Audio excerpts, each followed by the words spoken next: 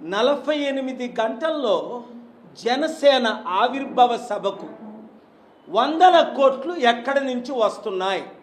ప్రశ్న. అసలు ఇది జనసేన సభ, తెలుగుదేశం సభ అని గమనించలేని పరిస్థితిలో ఉన్నారు తెలుగుదేశం పార్టీ నాయకులు.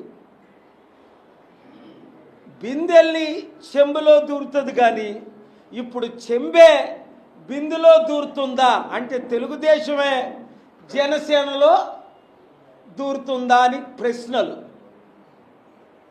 దత్తపుత్రుడని దగ్గరికి తీసుకొచ్చాడు చంద్రబాబు నాయుడు. అసలు ఈయన దత్తపుత్రుడా? దత్తత చేసుకోకముందు ఒక పామే పుత్రుడిగా వచ్చాడా? ఇప్పుడు పామై కాటైపోతున్నాడా అన్నది ఇక్కడ ఇష్యూ. బీహార్కి ప్రత్యేక నిధులు 2 లక్షల కోట్లు మొత్తం కేటాయిస్తే ఆంధ్రప్రదేశ్కు 10% ఎందుకు కేటాయించారు సెంటర్ అంటే నాకు వచ్చిన ఇన్ఫర్మేషన్ పవన్ కళ్యాణే మన రాష్ట్రానికి నిధులు రాకుండా ఆపుతున్నారు అని. ఒకవేళ నిధులు వస్తే చంద్రబాబు నాయుడు గారికి మంచి పేరు వస్తుంది. ఇంకా మరలా వచ్చే ఎలక్షన్లో కూడా ఆయనే ముఖ్యమంత్రి అవుతారు, లేదా ఆయన కొడుకుని లోకేష్ను ముఖ్యమంత్రి చేస్తారు. ఇప్పుడు మీరు నిధులు ఇవ్వకండి, ఈ ఎలక్షన్ల ముందు నేను మరలా బయటకు వచ్చిన తర్వాత నేను చంద్రబాబే నన్ను మాట్లాడనివ్వలేదు, నిధులు తేనివ్వలేదు, అభివృద్ధి చేయనివ్వలేదు అని పవన్ కళ్యాణ్ చెప్పి బయటకు వచ్చి ముఖ్యమంత్రి వచ్చే ఎలక్షన్లో అవడం కొరకు ప్రజలను కోట్ల మంది ప్రజల నాశనం చేస్తున్నారని ఎక్స్పర్ట్స్ ఒపీనియన్. ఏది నిజం? చంద్రబాబు నాయుడు గారు మీరు తెలివైన వాళ్ళు కదా, కమ్మ నాయకులందరూ మిత్రులందరూ మీరు తెలివైన వాళ్ళు కదా, మీరు ఎంతకాలం పామును పోషిస్తారు? పాలేసి డబ్బులు ఇచ్చి కలుపుకొని ఎందుకు పోషించాలి? మిమ్మల్నే మింగినంత 9 నెలల్లోనే మిమ్మల్ని మింగే స్థాయికి ఆయన వెళ్ళాడు అంటే తప్పెవరిది? మీదా కాదా? ఆలోచించండి. ఇప్పుడైనా మేల్కొండి. మీరే కానీ అవకాశం ఇవ్వకపోతే చిరంజీవి ఏ విధంగా ముందు 18 సీట్లు గెలిచి 2009లో ప్రజారాజ్యం క్లోజ్ చేసుకున్నాడో 2011లో కాంగ్రెస్లో విలీనం చేసి, ఈయన కూడా మీ పార్టీలోనో బీజేపీలోనో విలీనం చేసుకున్నాం. మరి మీకు సెంటర్ నుంచి వచ్చిన ఒత్తిళ్లు బట్ట ఒక వరల్డ్ లీడర్ అయ్యుండి 95 నుంచి 2004 వరకు ఒక నేషనల్ లీడర్ అయ్యుండి చంద్రబాబు నాయుడు గారు మీరు మోదీకి పాఠాలు చెప్పి నితీష్ కుమార్ కాంగ్రెస్ని నడిపించిన మీరు ఇంత దిగజారి స్థితికి ఇప్పుడే 9 నెలల్లోనే చేరిపోయారు అంటే ఇంకా 2-3 సంవత్సరాల్లో ఏ స్థితిలో ఉంటారో ఒకసారి గమనించండి. ఆ మహానుభావుడు స్థాపించిన ఎన్టీ రామారావు పార్టీని జనసేన పార్టీలోకి విలీనం చేసే పరిస్థితిలో మీరు ఉన్నారా? అవసరమైతే జైలుకి వెళ్ళండి, కానీ న్యాయం కొరకు కనీసం ఎన్టీ రామారావు గారు స్థాపించిన పార్టీ కొరకు మీరు కృషి చేయొద్దా? కష్టపడొద్దా? నేను పవన్ తమ్ముడిని ఓ ప్రశ్న అడుగుతున్నాను. నువ్వేం చెప్తే మోదీ అదే చేస్తున్నాడని మాటికి నువ్వు మీ అన్నదమ్ములు చెప్తున్నారు. మరి 1 కోటి మందికి 3,000 రూపాయలు నిరుద్యోగ భృతి ఇస్తాను అన్నారు. మరి 3,000 అయ్యి 20 లక్షల ఉద్యోగాలు అయ్యి 1 కోటి మందికి ప్రాణాలు కోల్పోతుంటే నువ్వు బాధ్యుడు కాదా?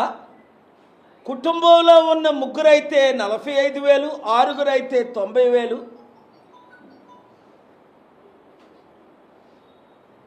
ఇస్తానని మాట ఇచ్చారు, తల్లికి వందనం అని.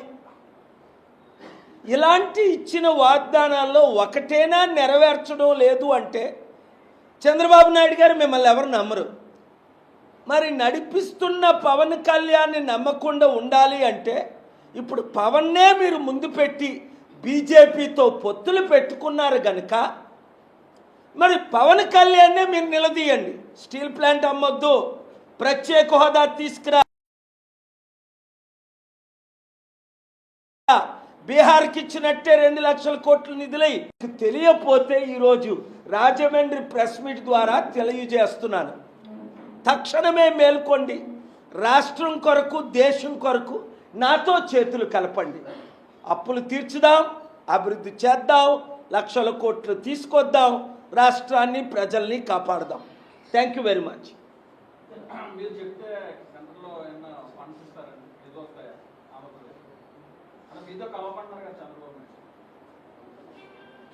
పవన్ కళ్యాణ్ ఫండ్స్ రాకుండా ఆపుతున్న సంగతి ఇప్పుడు అందరికీ అర్థమైపోయింది. ఎందుకు?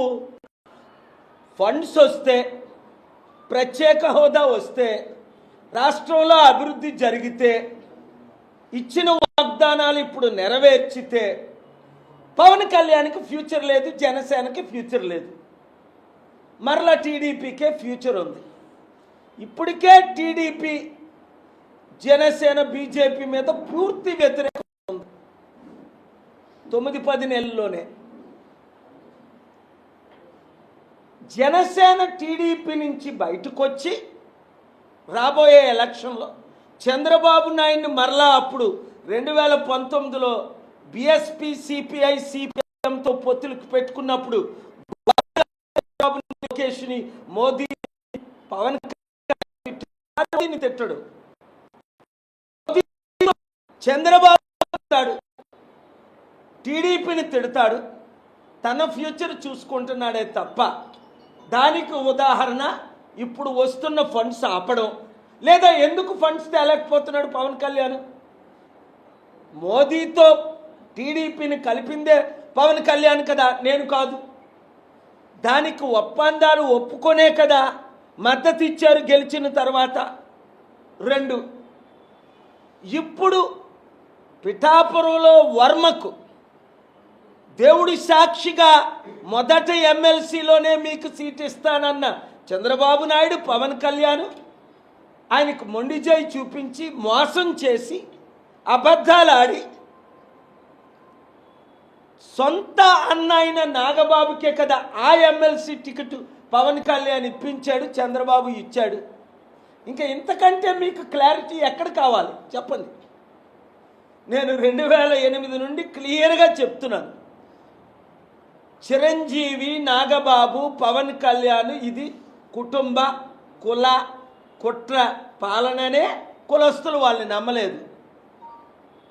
అప్పుడు చిత్తుగా ఓడించారు 2009లో, ఇప్పుడు మరలా 2019లో చిత్తుగా ఓడించారు జనసేనని. బీజేపీ ఆర్ఎస్ఎస్తో చేతులు కలిపి తన పోస్ట్, తన పొజిషన్, తన ఫ్యూచర్, రాష్ట్రం ఎంత నాశనం అయిపోతుంది కళ్ళతో చూస్తున్నాం. 10 లక్షల కోట్ల అప్పు. కనీసం జగన్మోహన్ రెడ్డి లక్షల కోట్లు అప్పు చేసి డైరెక్ట్గా 20 మంది డిపార్ట్మెంట్లకి అకౌంట్లో డబ్బులు వెళ్ళిపోయి ప్రతి ఒక్కరికి, ప్రతి 50 మందికి ఒక వాలంటీర్. ఎంతమంది వాలంటీర్లు? 2 లక్షల మంది. పవన్ కళ్యాణ్ ఏమన్నాడు? నేను ఆడపిల్లల కడుపు కొట్టను. చంద్రబాబు నాయుడు మేము అధికారంలో రాగానే 5,000 రూపాయలు అమ్మా మహిళరా మీకు 10,000 చేస్తాము అన్నాడు.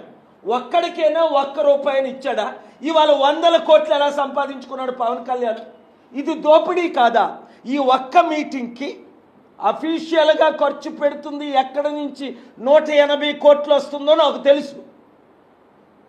అనేక మందికి వెహికల్ పెట్టి, ఫుడ్ పెట్టి, మంది ఇచ్చి 1000 రూపాయలు ఎవరి ద్వారా ఇస్తున్నారో కొంత లీకేజ్ అయిపోయింది ఆల్రెడీ.